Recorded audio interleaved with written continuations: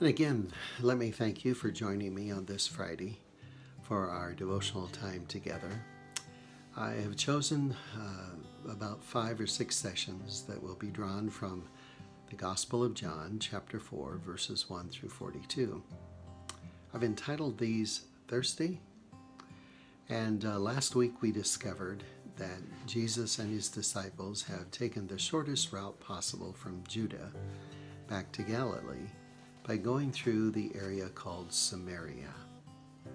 This area has people that live there that have Jewish roots, but they are not accepted nor appreciated by the Jews themselves as true Hebrews because of choices made hundreds and hundreds of years ago.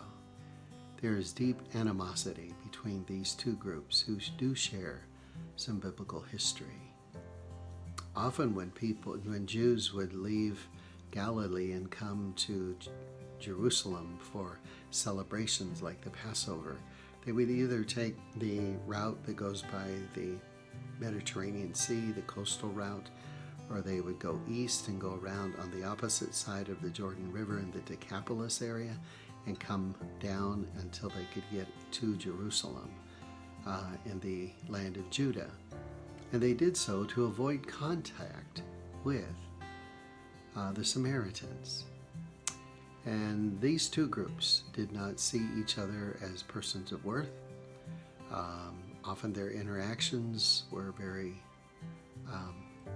undisciplined. They were crude. They were very difficult, and they did not get along well.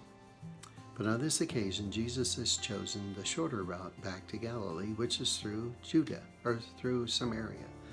And so here they are. They've been walking for a good period of time, and they have arrived near Sychar, and Jesus stops at a well that is known as Jacob's Well, and his disciples leave him there to rest while they go into a nearby community to pick up some food and bring it back so they can share a meal together.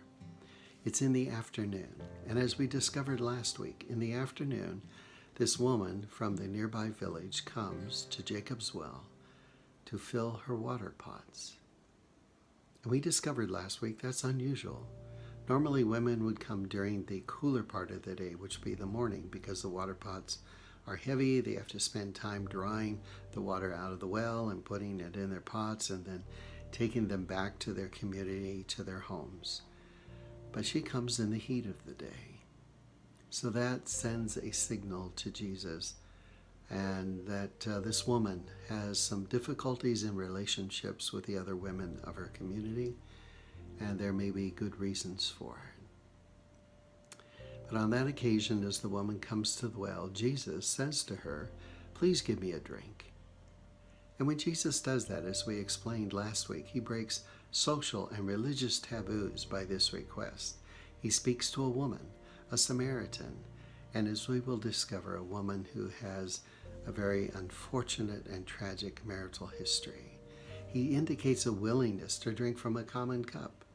And when he does that, he puts priority of his physical needs and her personal worth over social, sexual, and religious taboos. And when he does that, the woman responds in a very understandable way. She said, "You are a Jew and I am a Samaritan woman. Why are you asking me for a drink?" Now, she might have either given him a drink silently or bluntly said no to this enemy of the Samaritans. But she doesn't do so.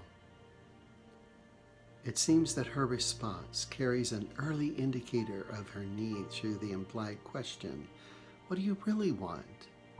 And later information supports the fact that she would suspect the motives of any man who would speak to her in this way, especially a Jew. Now we pick up the conversation that we'll look at a little closer today. Jesus says, "If you only knew the gift God has for you and who I am, you would ask me, and I would give you living water." Somehow by inflection, facial expressions, her body language, the Samaritan woman has shown her need to Jesus.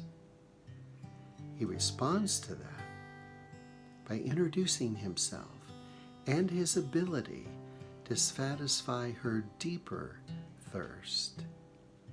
You see, the analogy of the water kept the tie between the physical and spiritual aspects of the conversation.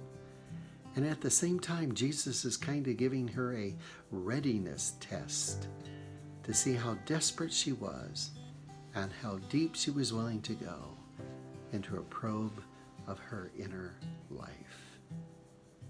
But he does so with compassion and insight, a willingness to see her as a person of worth, to see her as a person, to give her opportunity to confess her personal need without him blasting her or even bringing condemnation into the conversation. So our Lord sets the table for this interaction between himself and this woman, that he and her are strangers, although he knows much about her, so that she might come to a place of trust